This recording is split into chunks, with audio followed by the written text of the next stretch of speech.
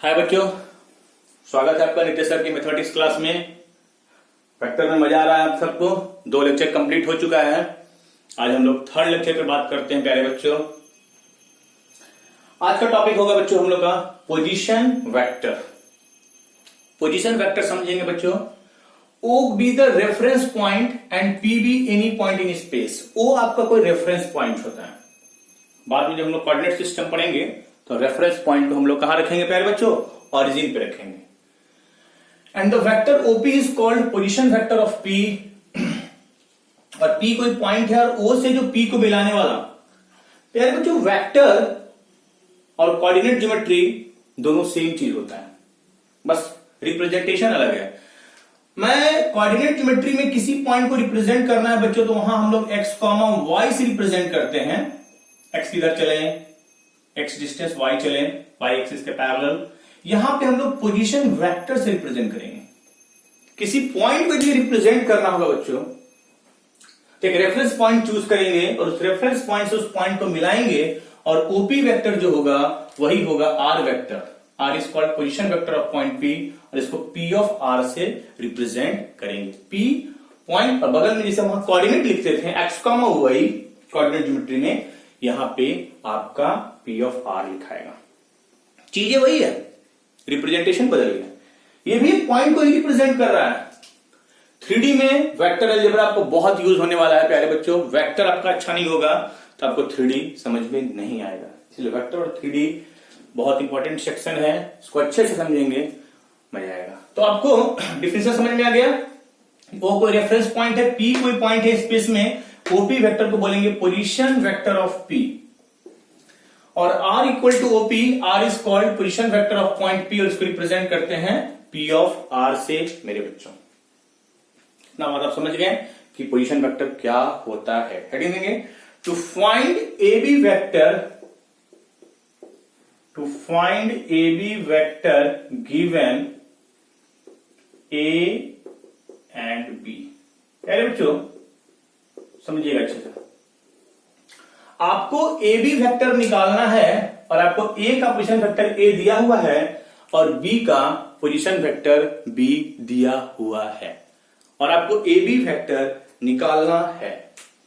समझेंगे, ए कोई पॉइंट है और यहां आपको पोजीशन वेक्टर दे दिया और बी कोई पॉइंट है, इसका आपको पोजीशन वेक्टर दे दिया। ओ कोई रेफरेंस पॉइंट चूज कर लेंगे और ओ से मिलाएंगे ए को और ओ से मिलाएंगे बी को। This is A B vector, this is O A vector and this is O B vector. Arrow mark करने आ रहा है। मुझे ए बी वेक्टर चाहिए मेरे बच्चों। लगाइए triangle of addition. We know that O A plus A B equal to O B, यानी ए बी वेक्टर आ जाएगा ओ बी माइनस ओ ए, यानी ओ बी हो जाएगा position vector of B minus position vector of A. बहुत use करेंगे बच्चों इसको, यानी ए बी वेक्टर लिखने के लिए उल्टा होता है, बी में से ए को घटाते हैं। ए बी वेक्टर लिखने के लिए हम पोजीशन वेक्टर ऑफ बी में से पोजीशन वेक्टर ऑफ ए को हटाएंगे। ओ बी है बी और ये है ए, यह जाएगा position vector of B minus position vector of A. A का पोजीशन वेक्टर पता है, बी का पोजीशन वेक्टर पता है, मुझे ए बी वेक्टर चाहिए तो बी के पोजीशन वेक्टर में से ए को हटाएंगे तो वहां से आपका आ जाएगा ए बी वेक्टर। अब आपको सारा काम किसके टर्म में करना है बच्चों? पोजीशन वेक्टर के टर्म में करना है। बात समझ में आ रहा है? ए बी वेक्टर का फार्मूला आ गया, position vector of B minus position vector of A. Heading देंगे बच्चों section formula, section formula. Coordinate geometry में भी ये सब चीज पढ़ चुके हैं। हेडिंग देंगे section formula. First, if P of R divides line joining, if P of R divides line joining the points A का पोजीशन वेक्टर A है एंड B का पोजीशन वेक्टर B है internally in the ratio m:n. कोई point P है, divides line joining the points A and B internally in the ratio m:n. तो बच्चों R क्या होगा? R हो जाएगा MB plus NA by M plus N. MB plus NA by M plus N. याद कीजिए coordinate geometry. mx2 plus nx1 by m plus n, my2 plus ny1 by m plus n. यहां आ जाएगा mb plus na by m plus n. A का position vector A है, B का position vector B है. कोई reference point choose कर लिए O. यहां पे कोई पॉइंट है P ऑफ R. ये इसको m:n रेशियो में बांट रहा है. ये ओरिजिन से मिला दिए और इसको भी ओरिजिन से मिला रहे हैं और इसको भी ओरिजिन से मिला रहे हैं. This is vector A, position vector है ये R, और this is vector B.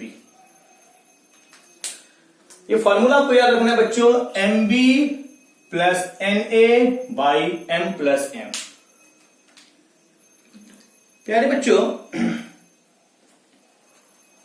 AP समझेंगे, प्रूफ समझेंगे बच्चों.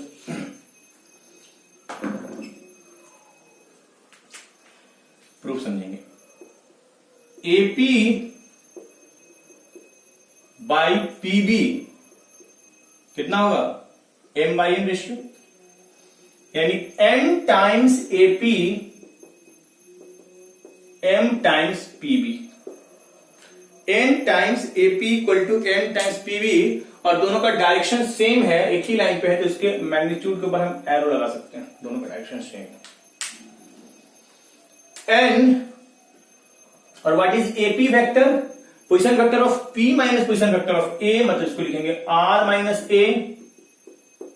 समझिएगा, B में से R घटाएंगे, B माइनस R, है ना बच्चों. यहां से जाएगा NR NA MB minus MR. इधर आइए, M plus N into R equal to MB plus NA, यानी R वेक्टर आ जाएगा MB plus NA by M plus N. Proof समझ में आ गया? आसान था. AP वेक्टर लिखने के लिए position vector of P minus position vector of A. बच्चों फार्मूला का फॉर्मेट कोऑर्डिनेट से याद कीजिए, MB mx2 plus nx1 by m plus n, my2 plus ny1 by m plus n. यहां हो जाएगा MB plus NA by m plus m. Second point लिखेंगे बच्चों, सेक्शन फार्मूला का second point. If P of R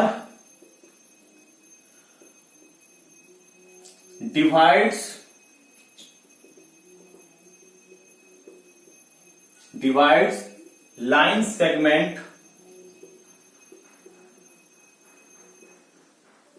joining the points A and B externally in the ratio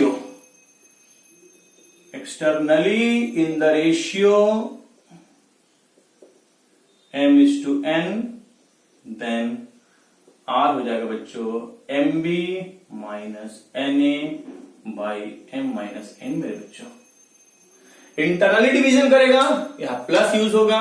externally division करेगा तो minus हो जाएगा. याद कीजिए, mx2 minus nx1 by M minus N, my2 minus ny1 by M minus N.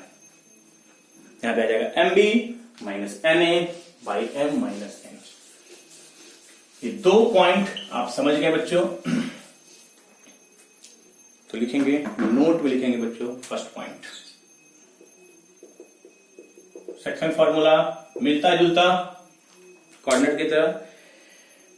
If P of R be the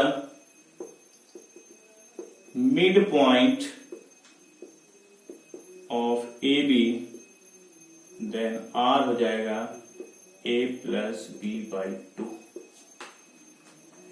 वहां क्या होगा बच्चों, x1 plus x2 by two, y1 plus y2 by two, यहां हो जाएगा a plus B by two. Mid point हो जाए तो ये आपको यूज करना है, a plus B by two. Note point second समझेंगे बच्चों। प्यारे बच्चों नोट पॉइंट टू समझेंगे।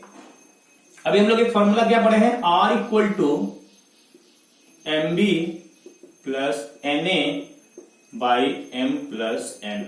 अलग अलग करेंगे तो m by M plus N into B plus N by M plus N into A. मेरे बच्चों इसको मान सकते हैं लैम्डा बी प्लस म्यू ए।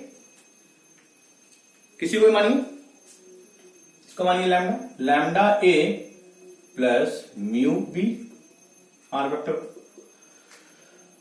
जहां हम क्या माने हैं बच्चों, लैम्डा किसको माने हैं, N by M plus N, और म्यू किसको माने हैं, M by M plus N. Lambda है N by M plus N और म्यू है M by M plus N. मेरे बच्चों प्यारे बच्चों, आर कहां प्रेजेंट है समझेंगे। ए कोई पॉइंट था, इसका पोजीशन वेक्टर ए है, बी कोई पॉइंट है, इसका पोजीशन वेक्टर बी है, और कोई पी पॉइंट है वो ए और बी पर ही प्रेजेंट है, उसका पोजीशन वेक्टर आर है। तो आर को क्या लिख सकते हैं बच्चों, lambda A plus mu B. तो लिखेंगे द पोजीशन वेक्टर ऑफ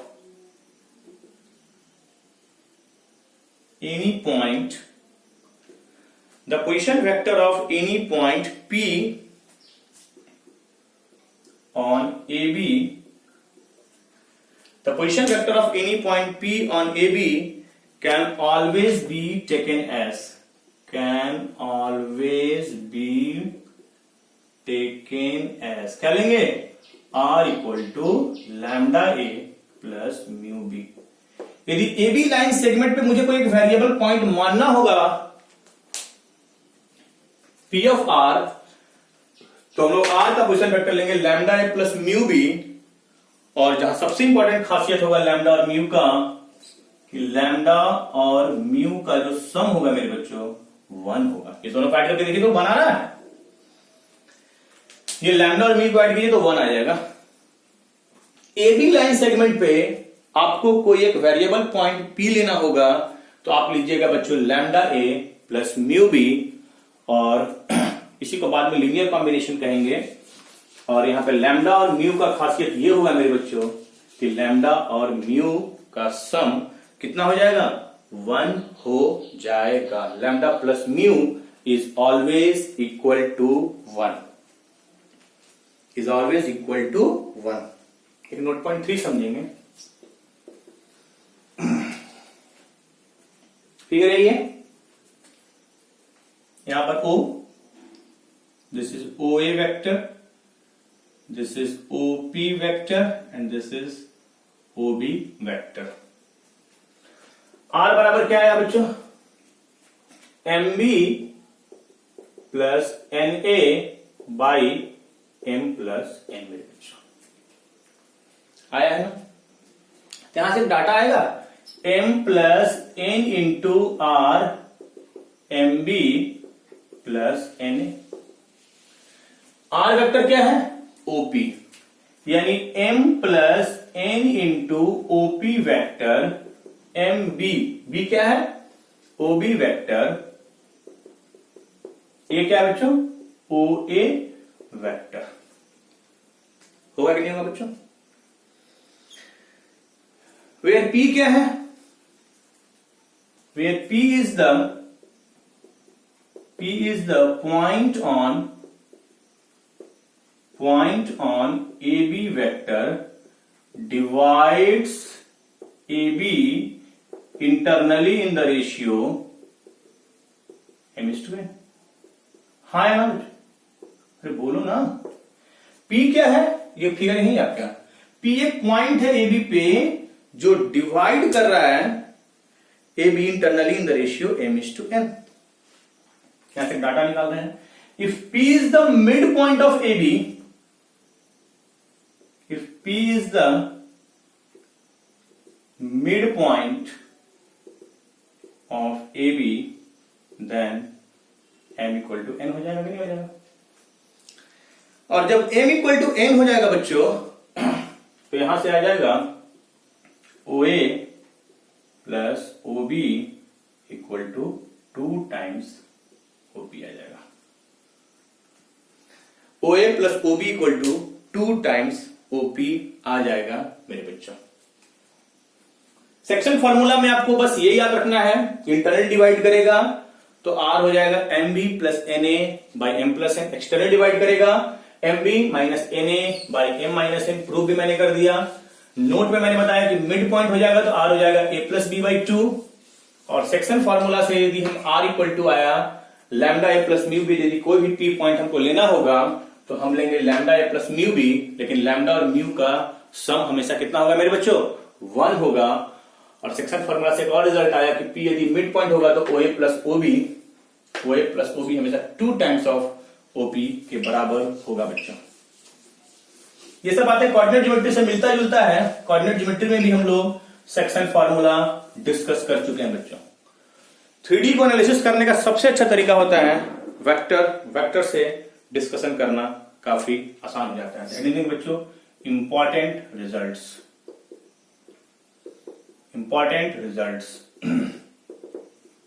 ध्यान देंगे बच्चों, इंपॉर्टेंट रिजल्ट को समझेंगे अच्छे से, लिखेंगे।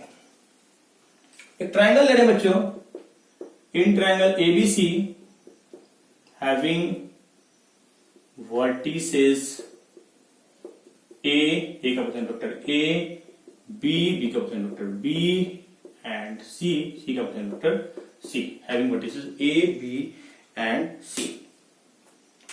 पहला रिजल्ट समझेंगे प्यारे बच्चों। याद कीजिए कोऑर्डिनेट ज्योमेट्री में आपको क्या देता है मेरे बच्चों? कोऑर्डिनेट ज्योमेट्री में आपको पॉइंट का कोऑर्डिनेट देता है मेरे बच्चों। यहां पे पॉइंट का पोजीशन वेक्टर देगा, यहां पे पॉइंट का पोजीशन वेक्टर देगा, है ना मेरे बच्चों? तो A का पोजीशन वेक्टर A, B का B और C का C दिया हुआ है बच्चों। तो मैं आपसे बोलूं position vector of centroid G, तो G हो जाएगा बच्चों A plus B plus C by 3। What is centroid? Point of intersection of medians, mid point और A को मिलाने वाला जो लाइन होगा, this is median through B, this is median through C। और तीनों मेडियन जहां पे मीट करेगा ये सेंट्रॉइड होगा, और सेंट्रॉइड इसको 2:1 रेशियो में बांटता है, ये आपको पता है। तो G का पोजीशन वेक्टर आ जाएगा बच्चों A plus B plus C by 3, A plus B plus C by 3। प्यारे बच्चों, आपको सेम नहीं लग रहा है क्या? आपको ऐसा लग रहा है वहां पे क्या आया था? x1 plus x2 plus x3 by 3, y1 plus y2 plus y3 by 3, यहां पे आ जाएगा A plus B plus C by 3, A plus B plus C by 3। Important result 2 समझेंगे। What is in centre? एक ट्रायंगल है मेरे बच्चों, triangle का यहां पोजीशन वेक्टर दिया रहेगा, ये है आपका अल्फा मान लेते हैं, ये मान लेते हैं बीटा बच्चों, और ये मान लेते हैं गामा। इसका प्रूफ आप समझ रहे हैं, हाय ना? पहले आप पोजीशन वेक्टर ऑफ डी निकाल लीजिए, मिड पॉइंट है B प्लस C बाई 2, और लिखेंगे कि G divides AD internally in the ratio 2:1, तो G का पोजीशन वेक्टर आ जाएगा बच्चों, सेकंड फॉर्मूला लगाइए, 2 into B plus C by 2, mx2 nx1, 1 into A, और नीचे m प्लस n 2 प्लस 1, 2 से 2 कैंसल आउट, तो ये आ जाएगा बच्चों A plus B plus C by 3। प्यारे बच्चों ध्यान देंगे, सेंट्रॉइड आप समझ गए हैं, थोड़ा सा इन सेंटर पे मेरा मदद करेंगे बच्चों। ए का पोजीशन वेक्टर अल्फा है, बी का पोजीशन वेक्टर बीटा है, सी का पोजीशन वेक्टर गामा है मेरे बच्चों। What is in centre? आप जानते हैं कि तीनों एंगल का एंगल बाइसेक्टर जहां मीट करता है, एंगल बाइसेक्टर जहां मीट करता है उसी को बोलते हैं बच्चों incentre. It is the point of intersection of angle bisector, और इन सेंटर को हम लोग रिप्रेजेंट करेंगे आई से रिप्रेजेंट करेंगे। यदि मैं ए के सामने वाला साइड का लेंथ कितना होगा बच्चों? ए। बी के सामने वाला साइड का लेंथ कितना होगा बच्चों? बी। और सी के सामने वाला साइड का लेंथ कितना होगा बच्चों? सी। समझेंगे बच्चों? तो मैं बोलूं पोजीशन वेक्टर ऑफ आई, तो आप क्या बोलिएगा बच्चों? आप बोलिएगा A alpha plus B beta plus C gamma by A plus B plus C. ax1 plus bx2 plus cx3 by A plus B plus C. बच्चों फिर इसके प्रूफ पे बात करें हम लोग, तो आप कैसे बोलिएगा? थोड़ा मदद कीजिएगा मेरा बच्चों प्रूफ में, ध्यान दीजिएगा। पहले लगाते हैं मेरे बच्चों bisector theorem. What is bisector theorem? A B by A C, A B by A C angle bisector है, B D by D C के बराबर होगी बाइसेक्टर थ्योरम। यहां लिख देते हैं angle A D is angle bisector of angle B A C. A B by A C B D by D C के बराबर होगा कि नहीं होगा बच्चों? ये पढ़ चुके हैं। तो B D by D C कितना बच्चों? B D by D C आपका होगा ए बी, यानी C by B, C by B के बराबर होगा।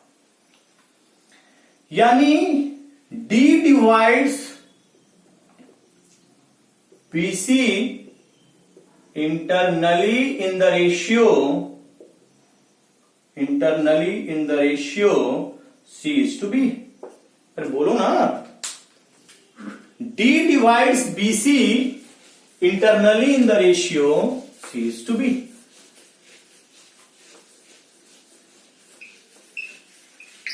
पोजीशन वेक्टर ऑफ D बताइए सेक्शन फार्मूला यूज करके। पोजीशन वेक्टर ऑफ D क्या होगा? ये आ गया C is to B, C multiply हुआ गामा से, C गामा B बीटा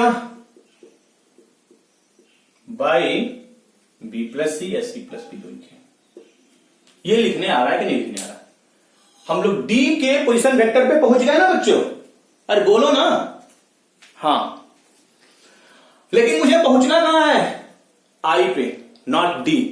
चलिए अब मैं फिर से बाइसेक्टर थ्योरम यूज कर रहा हूं, again using BI is angle bisector of angle DBA, हाँ है ना? तो मेरे बच्चों आप बोलिएगा जल्दी से, AB by BD, AB by BD equal to कितना होगा? AI by ID, AI by ID। मुझे यहीं पहुंचना है AI बाई ID पे। तो AI by ID AB figure में देखिए C, और मुझे BD बता दीजिए, BD का लेंथ कितना होगा? BD हो जाएगा, ये पूरा है C by B plus C, C by B plus C. ये पूरा C टू B है, तो BC का ये C रेशियो है C by B plus C, ये हो जाएगा बच्चों C by B plus C, मतलब AI C by B plus C into A, पूरा total length A into A। C से C कैंसल आउट मेरे बच्चों, तो AI बाई ID हो जाएगा मेरे बच्चों B plus C by A. मैं कंक्लूजन ये दे रहा हूं कि I divides AD internally in the ratio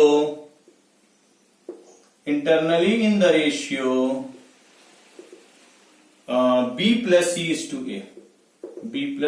a, तो पोजीशन वेक्टर ऑफ i क्या हो जाएगा बच्चों, mx2 b plus c into d में मल्टीप्लाई कीजिए। d का पोजीशन वेक्टर कितना है यहां, b plus c को इससे मल्टीप्लाई कीजिए, c gamma b beta by b mx2 plus nx1 ए में मल्टीप्लाई होगा अल्फा, ए अल्फा, और नीचे m प्लस n मतलब a plus b plus c मेरे बच्चों। ये b प्लस c से b प्लस c उड़ा दीजिए तो i का पोजीशन वेक्टर आ जाएगा मेरे बच्चों a alpha plus b beta plus c gamma by a plus b plus c। तो इसका प्रूफ भी आपको समझना है मेरे बच्चों, ध्यान दीजिएगा। तो इस तरह से आपका सेकंड इंपॉर्टेंट रिजल्ट क्लियर कर दिए कि what is the position vector of I A alpha plus B beta plus C gamma by A plus B plus C. हटा रहे बच्चों, फिगर बनाइए, पूरा डेरिवेशन नोट कीजिए, सेक्शन फॉर्मूला का यूज करके मैंने इसको कंप्लीट कर दिया। एक और रिजल्ट देखते हैं बच्चों, टेट्राहेड्रन देखते हैं।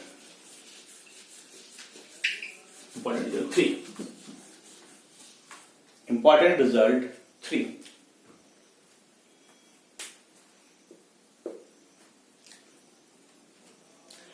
समझेंगे। Let G be the centroid of tetrahedron ABCD, तो then position vector of G क्या होगा,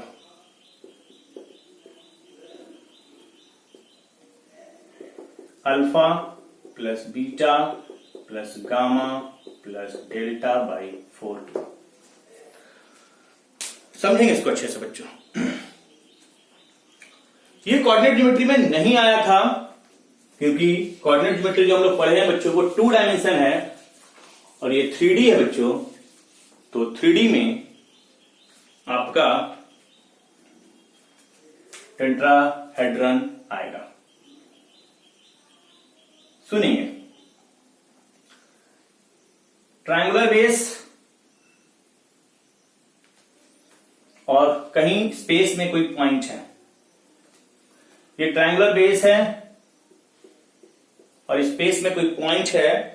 इस पॉइंट से सब तीनों को मिला दिया गया है, A B C D.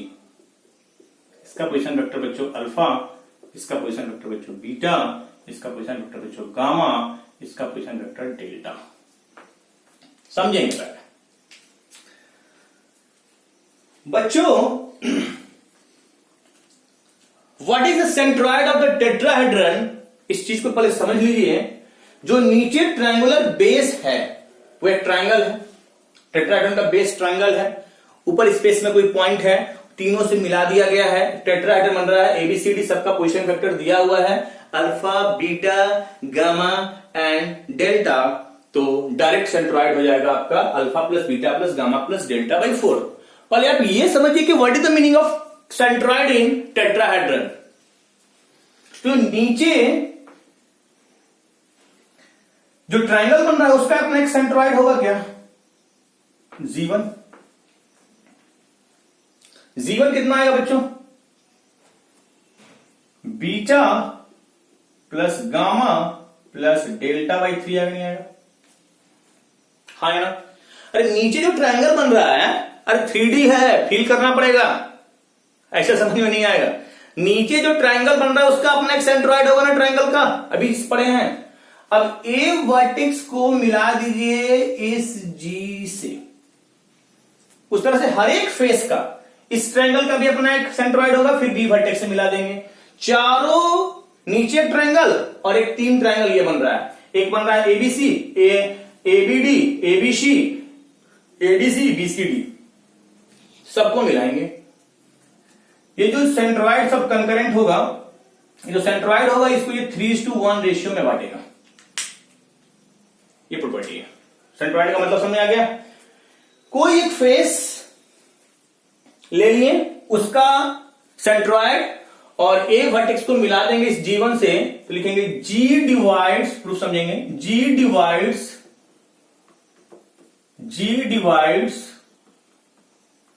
AG1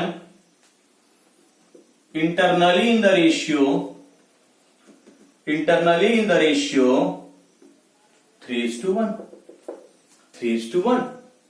तो what is the position vector of G?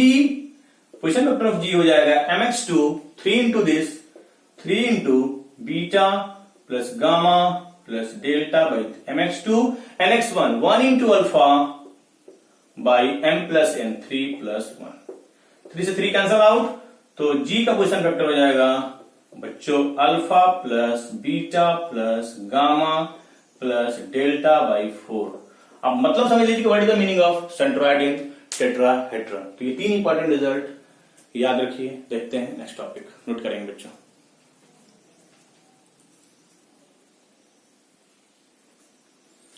हाँ बच्चों, नेक्स्ट टॉपिक पे आएंगे. Components of A vector. Vector को हम लोग कंपोनेंट्स में ब्रेक करेंगे बच्चों. तो मान लेते हैं let x dash O X, y dash O Y, z dash O Z be 3 mutually perpendicular straight lines. समझेंगे मेरे बच्चों. x y z 3D figure है, 2 डायमेंशन बना रहे हैं. Be 3 mutually perpendicular straight line such that they form a right handed system x y z, right handed. x dash O X is called x axis. 2D में सिर्फ 2 ही axis आ रहा था बच्चों, x axis और y axis. मेरे बच्चों यहां पे 3 एक्सिस आएगा, x axis, y axis and z axis. y dash O y is called y axis, सब नोट करेंगे. z dash O z is called z axis, o is the origin. और 3 unit vector in the direction of ox, oy and oz. मैं आपको unit vector में बता चुका हूं कि 3 रेफरेंस यूनिट वेक्टर लिया जाता है, इसको बोलते हैं रेफरेंस यूनिट वेक्टर. और इसको हम लोग रिप्रेजेंट करेंगे i, j और k से रिप्रेजेंट करेंगे मेरे बच्चों. बच्चों ध्यान देंगे,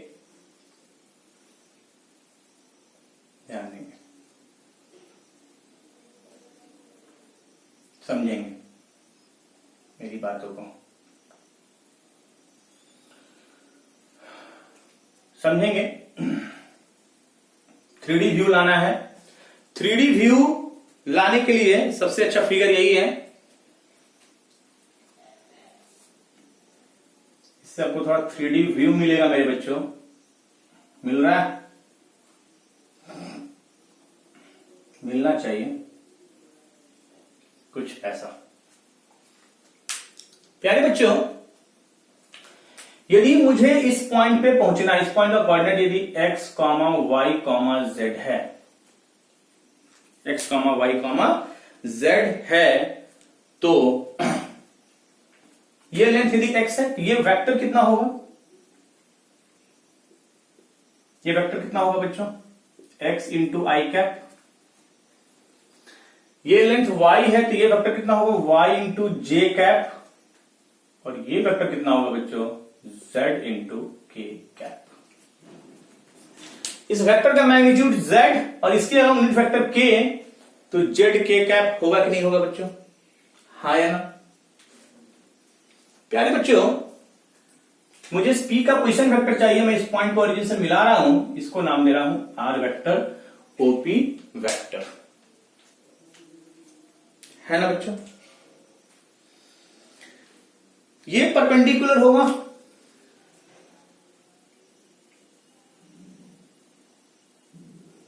और ये भी परपेंडिकुलर होगा इस पे. समझेंगे? तो हेडिंग देंगे बच्चों इंपॉर्टेंट रिजल्ट. 3D व्यू जब भी बनाना होगा, मैं आपको ये फिगर बनाऊंगा. इस फिगर से 3D व्यू आता है बच्चों, क्योंकि हम लोग वेक्टर में 3D एनालिसिस करने जा रहे हैं. 3 mutually perpendicular lines, x axis, y axis, z axis. O is the origin. x axis के अलावा यूनिट वेक्टर होगा i कैप. y एक्सिस के अलॉन्ग यूनिट वेक्टर होगा j कैप और ये हो जाएगा k कैप। इंपॉर्टेंट रिजल्ट में लिखेंगे फर्स्ट पॉइंट, हेडिंग देंगे बच्चों इंपॉर्टेंट रिजल्ट्स। इंपॉर्टेंट रिजल्ट्स लिखेंगे फर्स्ट पॉइंट में, इफ p का कोऑर्डिनेट है x y z, if p का कोऑर्डिनेट है x y z तो क्या होगा, फर्स्ट में पोजीशन वेक्टर ऑफ p हो जाएगा x i cap y j cap z k cap. और दूसरा पॉइंट याद रखना है कि x i plus y j plus z k का मैग्नीट्यूड कितना होगा बच्चों, तो ये होगा under root X square plus Y square plus Z square होगा। बच्चों प्रूफ समझेंगे। फर्स्ट मुझे चाहिए ओपी वेक्टर, ओपी वेक्टर पे पहुंचना है, मैं इसको लिख सकता हूं O M plus MP. Figure देखिएगा O M plus MP. What is O M? O M is O L plus L M, O L plus L M plus MP से ओपी पे पहुंच जाएंगे। What is O L? X I cap. What is L M? Y J cap. What is MP? Z K cap. यदि किसी point का coordinate x Y Z है तो उसका पोजीशन वेक्टर कितना होगा बच्चों, x I cap plus Y J cap plus Z K cap, Z K cap. Second,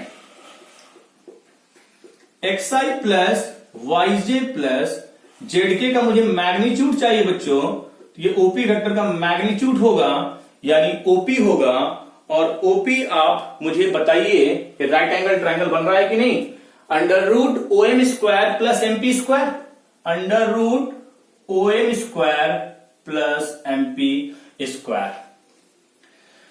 मेरे बच्चों ओ एम स्क्वायर किसके बराबर, फिर से राइट एंगल ट्रायंगल बन रहा है कि नहीं बन रहा है। O M square is O L square, ये हाइपोटेनस हो जाएगा O L square plus L M square, O L square L M square MP square. What is O L? O L is X, ये हो जाएगा बच्चों under root X square plus Y square plus Z square. This is also important result कि X I plus Y J plus Z K हो जाएगा under root X square plus Y square plus Z square. तो मेरे बच्चों यदि आपको किसी point का कोऑर्डिनेट पता है, आपको पोजीशन वेक्टर चाहिए, तो आ जाएगा x I plus Y J plus Z के, और उस ओपी वेक्टर का लेंथ हो जाएगा बच्चों under root X square plus Y square plus Z square. और ये दोनों रिजल्ट आपके बहुत काम का है, बहुत यूज करेंगे।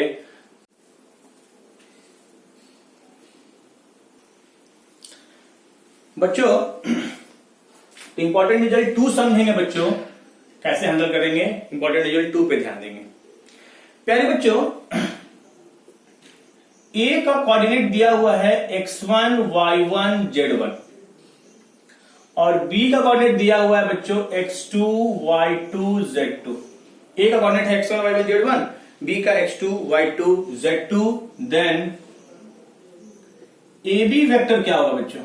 ए बी वेक्टर होगा x2 minus x1 into I cap, y2 minus y1 into J cap और z2 minus z1 into K cap. और दूसरा पॉइंट समझेंगे बच्चों, ए बी वेक्टर का मैग्नीट्यूड कितना होगा बच्चों, under root x2 minus x1 का whole square, y2 minus y1 का whole square, z2 minus z1 का होल स्क्वायर अंडर रूट। यही तो डिस्टेंस फॉर्मूला है, ए और बी पॉइंट के बीच की दूरी। ए बी का जो लेंथ होगा वही तो ए और बी के बीच के डिस्टेंस को रिप्रेजेंट करेगा। तो प्यारे बच्चों आपका ऐसे लिखिए, या आप ऐसे भी लिख सकते हैं under root x1 minus x2 का whole square, y1 minus y2 का whole square, z1 minus z2 का होल स्क्वायर अंडर रूट। इस पर कोई इफेक्ट नहीं पड़ेगा। प्रूफ पे ध्यान देंगे बच्चों। ए बी वेक्टर क्या होगा? ए बी वेक्टर होगा position vector of B minus position vector of A. B में से ए घटाएंगे। बी का पोजीशन वेक्टर कितना? x2 i cap, y2 j cap, z2 k cap minus A आ जाएगा x1 i cap y1 j cap z1 k cap. कितना आएगा बच्चों? x2 minus x1 into I cap y2 minus y1 into J cap और z2 minus z1 into K cap. दो vector आपको दिया हुआ है, दो पॉइंट दिया हुआ है ए और बी का कोऑर्डिनेट, तो आपको ए बी वेक्टर निकालना है तो ये फॉर्मूला यूज करेंगे x2 minus x1 into I cap y2 minus y1 into J cap और z2 minus z1 into K cap आप यूज करेंगे मेरे बच्चों। सेकंड का प्रूफ देखिएगा, ए बी वेक्टर का मैग्नीट्यूड कितना होता है? Under root X square plus Y square plus Z square. तो यहां हो जाएगा under root x2 minus x1 का whole square y2 minus y1 का whole square z2 minus z1 का होल स्क्वायर। तो यह आ जाएगा under root x1 minus x2 का whole square y1 minus y2 का whole square z1 minus z2 का whole square under root ये देगा, और यही तो दोनों पॉइंट के बीच का डिस्टेंस देगा बच्चों। देखते हैं last result.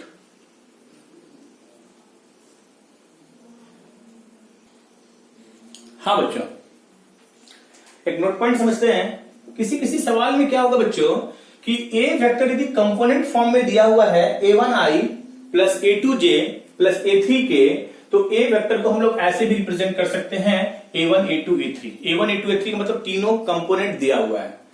a1 a2 a3 क्या है? x y and z component. कभी कभी आपको ऐसे सिंबल दे देगा -2 3 4। इसका मतलब आपको क्या समझना है बच्चों? इसका मतलब समझना है -2i plus 3j plus 4k। आपको हम ऐसे दे दें 6 3 2, इसका मतलब क्या समझिएगा? इसका मतलब आप समझिएगा बच्चों 6i plus 3j plus 2k, है ना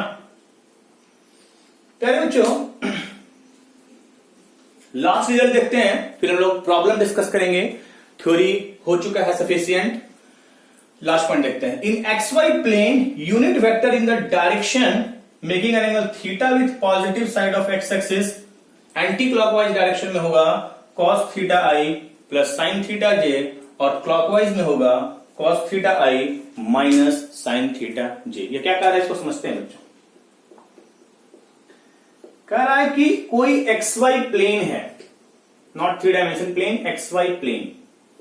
एक्स वाई प्लेन में unit vector in the direction making an angle theta. एक यूनिट वेक्टर ले रहे हैं जो कि थीटा एंगल बना रहा है positive side of X axis, anti clockwise. Angle को लेने का दो तरीका, एंटी क्लॉक और क्लॉक। प्यारे बच्चों, तो हम लोग एक सर्कल ले सकते हैं क्या? Let R vector equal to X I plus Y J be a unit vector, समझिएगा, in X Y plane. R एक यूनिट वेक्टर है, मतलब आर का मैग्नीट्यूड 1। आर का मैग्नीट्यूड 1 का मतलब under root X square plus Y square 1, यानी यहां से आ जाएगा X square plus Y square equal to 1। This represents circle whose centre is 0 0 and radius is 1, और इस पर एक कोई पॉइंट है, इसका कोऑर्डिनेट हम मान रहे हैं x, y। ये इसका लेंथ 1 होगा, ये रेडियस के बराबर होगा। PL, what is OL? x equal to OL, और ये हो जाएगा, ये 1 है ना लेंथ, 1 cos थीटा हो जाएगा, और y इक्वल टू PL, और ये हो जाएगा 1 इंटू साइन थीटा हो जाएगा बच्चों, साइन थीटा हो जाएगा। मतलब इस P पॉइंट का कोऑर्डिनेट आपका कितना हो जाएगा? cos theta sine theta, cos theta sine theta. तो आर वेक्टर हम लोग क्या लिख सकते हैं? आर वेक्टर लिख सकते हैं x के जगह cos theta I cap sign theta J cap. कहने का मतलब यह है बच्चों, यदि कोई एक्स वाई प्लेन में कोई यूनिट वेक्टर लिखना है जो पॉजिटिव एक्स के साथ थीटा एंगल बना रहा है, और थीटा यदि एंटी क्लॉकवाइज में जाएंगे तो उसका वैल्यू होगा cos theta I plus sine theta J. और यदि एंटी क्लॉक पॉजिटिव और क्लॉकवाइज निगेटिव होता है तो थीटा की जगह माइनस थीटा डाल देंगे तो ये कॉस माइनस थीटा खा जाएगा और माइनस ये बाहर कर देता है। Cos minus theta cos theta होता है बच्चों, और sine minus theta minus sine theta हो जाता है बच्चों। तो ये हो जाएगा cos theta I cap minus sine theta J cap हो जाएगा। प्यारे बच्चों, इस कॉन्सेप्ट को समझेंगे। कोई XY प्लेन है, कोई XY प्लेन है बच्चों, इसमें हम वेक्टर ले रहे हैं, एक वेक्टर ले रहे हैं A वेक्टर, ये 30 डिग्री बना रहा है। एक वेक्टर ले रहे हैं B वेक्टर जो 210 डिग्री बना रहा है, और एक वेक्टर ले रहे हैं C वेक्टर जो बना रहा है 60 डिग्री बना रहा है एंगल। प्यारे बच्चों, इन द गिवन फिगर मैं आपसे पूछूं कि what is A cap, XY plane में वो यूनिट वेक्टर बताइए जो एक्स एक्सिस का 30 डिग्री बना रहा है। तो आप बोलिएगा sir cos 30 degree I cap plus sine 30 degree J cap. B cap पूछू तो आप बोलिएगा cos 210 degree I cap sine 210 degree J cap. और मैं सी कैप पूछू तो एंटी क्लॉक है, ये क्लॉक ले रहे हैं तो माइनस हो जाएगा cos 60 degree I cap minus sine 60 degree J cap. इस तरह से आप यूनिट वेक्टर निकाल सकते हैं। XY प्लेन में जो पॉजिटिव एक्स के साथ थीटा बना रहा है, एंटी क्लॉकवाइज लेंगे तो पॉजिटिव और क्लॉकवाइज लेंगे तो निगेटिव हो जाएगा। प्यारे बच्चों, मैंने 3 लेक्चर आपका वेक्टर अलजेब्रा में कंप्लीट किया। इसमें मैंने सारा थ्योरी, मैक्सिमम थ्योरी कवर किया, कुछ पॉइंट्स और है, पर इतनी पे हम लोग प्रॉब्लम डिस्कस कर लेते हैं, उसके बाद हम लोग आगे बढ़ेंगे। आज के लिए इतना ही है बच्चों। नेक्स्ट लेक्चर में हम लोग प्रॉब्लम डिस्कस करेंगे। आप सारे कॉन्सेप्ट को नोट कॉपी में नोट कीजिए, सबको अच्छे से पढ़िए, थ्योरी को 2 से 3 बार रिपीट कीजिए, तब आपको प्रॉब्लम क्लास में मजा आने वाला है। इतना थ्योरी आप पहले कंटेंट को कलेक्ट कीजिए, फिर हम लोग इस पर प्रॉब्लम डिस्कस करेंगे। आज के लिए इतना ही है बच्चों।